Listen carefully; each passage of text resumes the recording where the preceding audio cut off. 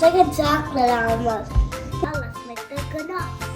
What is ganache? First we add dark chocolate.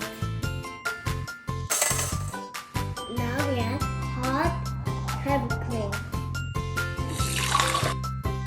We let it rest.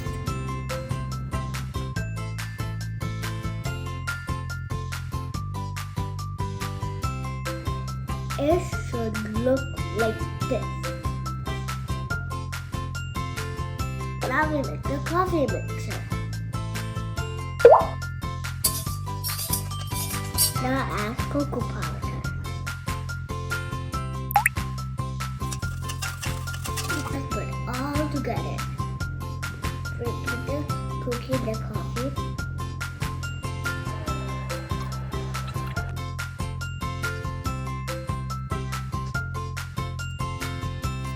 Make sure you add the cream. Now we put the cheese mixer.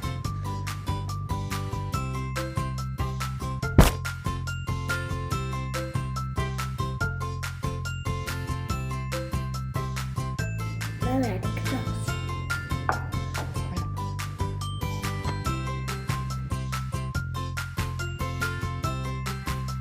Now let's repeat.